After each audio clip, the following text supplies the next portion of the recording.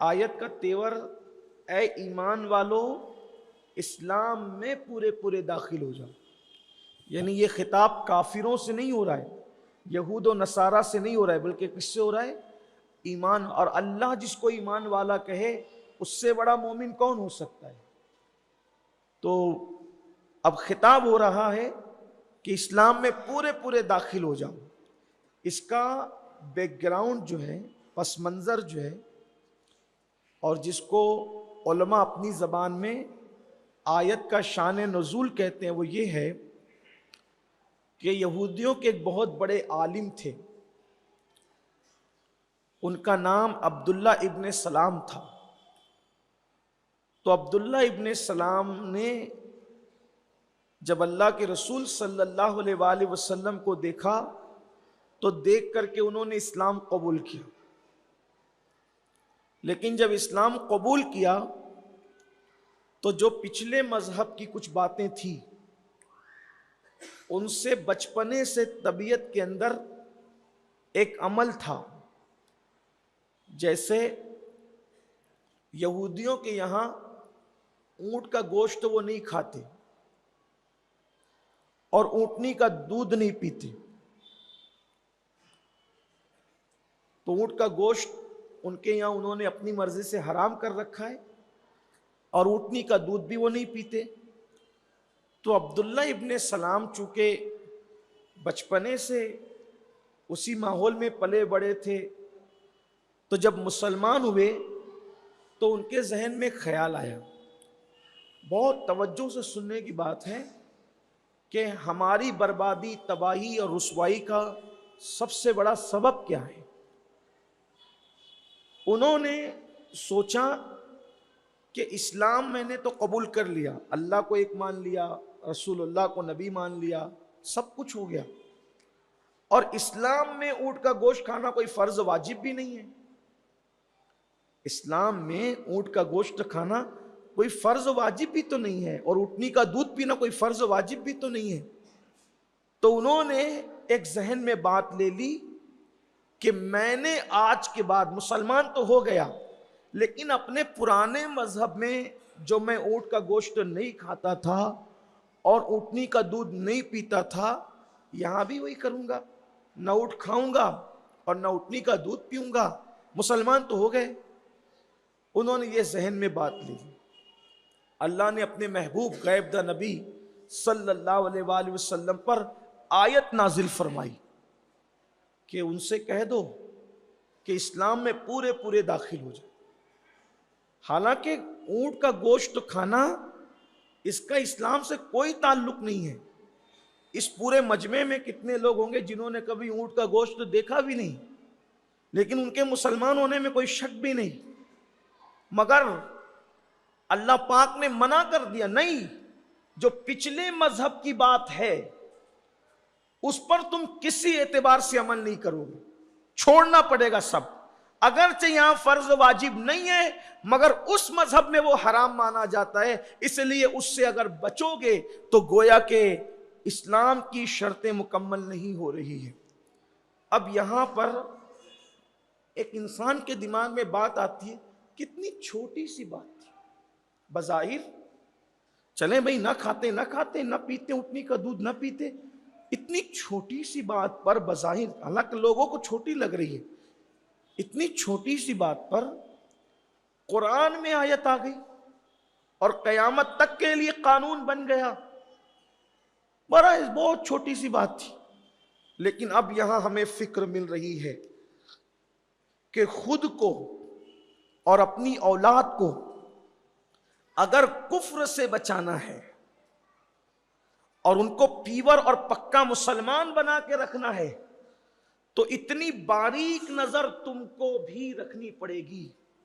کیونکہ آپ نے دیکھا ہوگا، لگ تو چھوٹی سی بات رہی ہے لیکن غور کریں، جب بھی کوئی ٹرین پٹری بدلتی ہے تو دونوں ٹرینوں کا اسٹیشن ایک ہوتا ہے، راستہ ایک ہوتا ہے. پٹری کتنے انچ سے بدلی جاتی ہے؟ ایک دم چھوٹا سا باریک سا فاصلہ رہتا ہے. جس ٹرین میں بیٹھنے والوں کی ٹرین پٹری بدلتی ہے، ٹرین میں بیٹھنے والوں کو بھی پتہ نہیں چلتا کہ پٹری بدل گئی. کتنے چھوٹا سا باریک سا فاصلہ ہوتا ہے، لیکن جب وہ چھوٹا سا فاصلہ فرق کا ہو جاتا ہے تو اتنی دور دونوں ٹرینیں چلی جاتی ہے کہ پھر کبھی ملنے کی کوئی امید بھی نظر نہیں آتی. بلا تمثیل اسلام بتا رہا ہے کہ تم اپنے دین پر اتنی مضبوطی سے قائم رہنا کہ ایک چھوٹی سی بات بھی اپنے دین کی چھوٹنے مت دینا.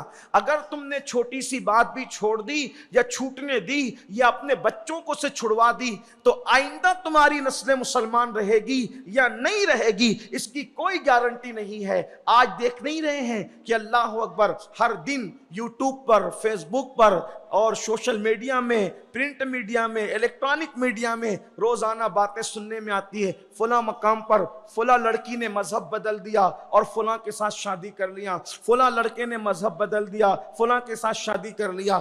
میں آپ کو بتاؤں حیران ہوں، پورے ملک میں جانے کا اللہ پاک موقع عطا فرماتا ہے، کہیں 200 بچیاں، کہیں 100 بچے، کہیں 500 بچیاں. یہ حالات ہے، یعنی دن بدن لوگ جو ہے مذہب تبدیل کر رہے ہیں. اب اس کا ذمہ دار کون؟ اس کا ذمہ دار ہم ہے کہ ہم نے اپنے بچوں کے دل میں مذہب کی وہ محبت پیدا نہیں کی، مذہب کا وہ پیار پیدا نہیں کیا. تھوڑی دیر آپ غور فرمائیں اور بالکل سنجیدگی سے سوچیں، اگر واقعی مسلمان اللہ کے لیے بنے ہو اور قیامت میں اللہ کی عدالت میں جواب دینا ہے، قیامت کے دن اللہ کے یہاں کھڑے رہنا ہے، تو میں آپ سے پوچھنا چاہتا ہوں، بتاؤ جب بچے بڑے ہوتے ہیں ہم ان کی شادی کا تو سوچتے ہیں، جب بچے بڑے ہوتے ہیں ہم ان کی ڈگریوں کا تو سوچتے ہیں، جب بچے بڑے ہوتے ہیں ہم ان کے کاروبار کا تو سوچتے ہیں. کتنے ماں باپ ہیں جن کو یہ فکر ہوتی ہے کہ میرا بچہ بڑا ہو کر سچا مسلمان بنے، پکا مومن بنے، پکا ایمان والا بنے. نہیں، چلیں ٹھیک ہے، نماز نہیں پڑھ رہا ہے چلتا ہے، روزہ نہیں رکھ رہا ہے چلتا ہے، سچ نہیں بولتا ہے چلتا ہے، اللہ اکبر صدقہ نہیں دیتا چلتا ہے، نام محمد پر انگوٹھے صلی اللہ علیہ وآلہ وسلم نہیں چومتا ہے، اعتراض کرتا ہے چلتا ہے، معترض ہے چلتا ہے، کسی کے بھی ساتھ بیٹھتا ہے چلتا ہے، اللہ اکبر شرابیوں کے ساتھ بیٹھتا ہے چلتا ہے، یعنی ہر چیز چلانے کی کوشش کرتے ہیں. آپ مجھے بتائیں جو مذہب چھوڑ کر کے چلے گئے اور ہم جو مذہب میں ہیں آخر فرق کیا ہے؟ جو مذہب میں وہ بھی کتنے مسلمان اور کتنے پرسنٹ مسلمان ہیں وہ سوچو. کہاں ہے دین؟ جمعہ کی 2 رکعت کے سوا اور دین ہے کہاں؟ جو لوگ داڑھی ٹوپیاں ہیں ان کے پاس بھی دین کتنا ہے؟ جو کرتے پیجامے پہنتے ہیں ان کے پاس بھی دین کتنا ہے؟ رسول اللہ جو دین لے کر آئے تھے وہ دین ہمارے گھروں میں کتنا، ہماری مسجدوں میں کتنا، ہماری زندگیوں میں کتنا ہے؟ نہیں ہے دین الا ماشاء اللہ. بلکہ کسی بزرگ سے پوچھا کہ کہاں دین کہاں ہے تو فرمایا دین کتابوں میں ہے. کہا دیندار کہاں ہے تو کہا قبروں میں چلے گئے. تو اب کیا بچا؟ اور کہا اب نمائش بچی ہے، سب نمائش ہو رہی، دکھا رہا ہوں. ہم نے اپنے بچوں کو دین کتنا سکھایا؟ پہلی بات تو ہمیں کتنا دین پتا ہے وہ بتائیں. جس قوم کو رسول اللہ کے والدین کا نام نہ پتا ہو، حضور علیہ السلام کی بیویوں کے نام نہ پتا ہو، حضور علیہ السلام کے شہزادے اور شہزادیوں کے نام نہ پتا ہو، پوچھو مسلمانوں سے. بلکہ یہ سب تو اپنی جگہ ہے. جس قوم کو 5 کلمے یاد نہ ہو، بلکہ کلمے یاد ہونا تو دور کی بات، نکاح کے موقع پر اگر قاضی کلمہ پڑھا رہا ہے تو اس کو کلمہ بھی پڑھنا نہیں آ رہا ہے. شادی سے پہلے سب سیکھا، کلمہ نہیں سیکھا. اب تو ڈر کے مارے قاضی کو ہاتھ میں مائک لے لینا پڑتا ہے کہ کہیں اس کے قریب مائک کروں گا تو الٹا سلٹا پڑے گا تو کہیں بے عزتی نہ ہو جائے.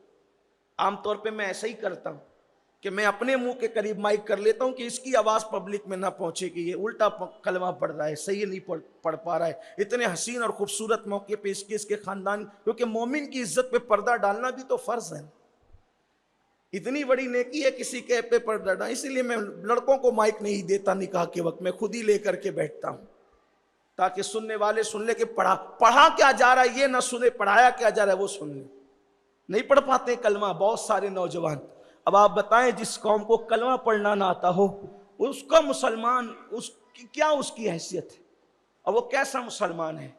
آج میری آپ سے گزارش یہ ہے کہ ہر آدمی تڑپ رہا ہے کلپیں بیچتے ہیں، حضرت دیکھو، مولانا دیکھو، یہ مرتد ہو گیا، وہ کافر ہو گیا، وہ دین سے نکل گیا. میں کہتا ہوں ہم کتنے دین میں ہیں وہ بھی تو دیکھ لو.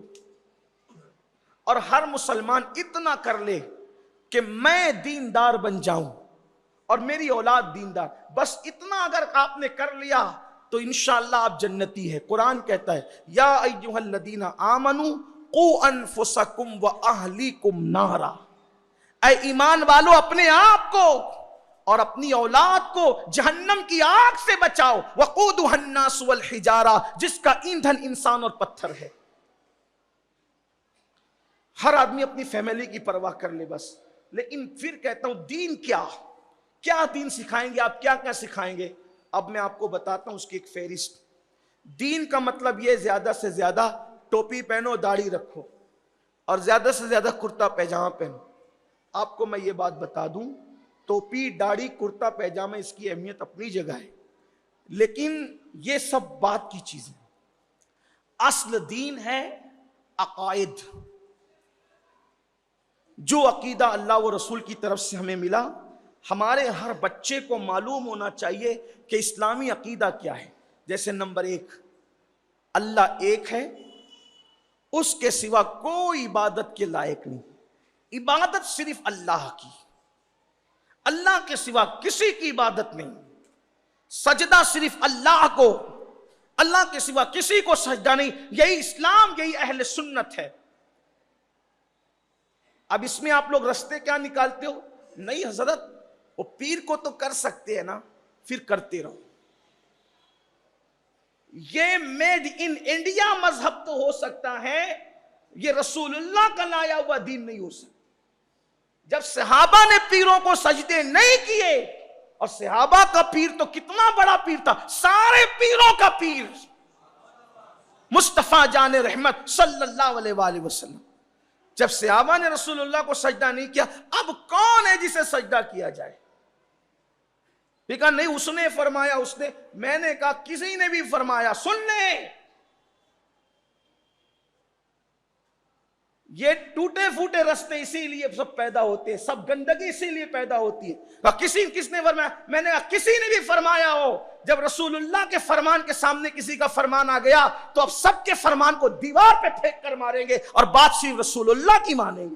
کیونکہ ہم نے کلمہ کس کا پڑھا ہے؟ رسول اللہ کا کلمہ پڑھا.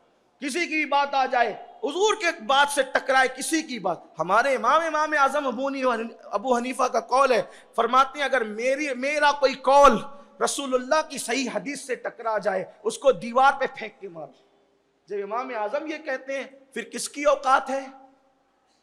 تو ایک بات یہ، اللہ ہی معبود ہے، اس کے سوا کوئی معبود نہیں.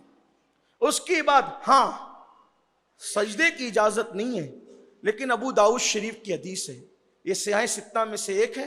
ابو داؤد شریف میں حدیث ہے کہ صحابہ کرام نے دیکھا کہ، میں اس کا پہلے بیک گراؤنڈ بیان کر رہا ہوں پھر اصل حدیث کی طرف. بکریاں حضور کو سجدہ کرتی، جانور سجدہ کرتے. تو ایک وفد آیا، اللہ کے رسول کی بارگاہ میں ایک وفد آیا. تو وہ وفد آیا تو وہ مسلمان ہوئے، نئے نئے مسلمان تھے. انہوں نے کہا یا رسول اللہ، ہمارے یہاں بادشاہوں کو سجدہ کیا جاتا ہے، جانور آپ کو سجدہ کرتے ہیں، تو ان سے زیادہ جانوروں سے زیادہ تو ہم حقدار ہیں نا کہ ہم آپ کو سجدہ کریں. حضور ہم آپ کو سجدہ کرنا چاہتے ہیں. آقا علیہ السلام نے نہیں، ہمارے مذہب میں اللہ کے سوا کسی کو سجدہ کرنے کی اجازت نہیں ہے. تو کہا پھر حضور ہم آپ کے ہاتھ پیر چوم لیتے ہیں. فرمایا ہاں اس کی اجازت ہے. تو صحابہ نے حضور کے ہاتھوں کو بھی چوما، پیروں کو بھی چوما. اب آپ کے جو پیر ہیں، مرشد ہیں، علماء ہیں، مشائخ ہیں، اسلام نے اجازت دی ہے کہ ان کے ہاتھ بھی چوم سکتے ہو، ماں باپ بھی ہیں تو پیر بھی چوم سکتے ہو، اس کے لیے کوئی ممانعت نہیں. سجدہ نہیں ہونا چاہیے، نہ مزار پر ہو نہ بزرگوں کو ہو. سجدوں سے بچو. خالص توحید جو اللہ کے رسول لے کر آئے تھے اسی پر. مزارات پہ بھی جاؤ تو گر پڑ مت کیا کرو. ایسے گرتے پڑتے ہیں کہ عجیب حالت ہوتی.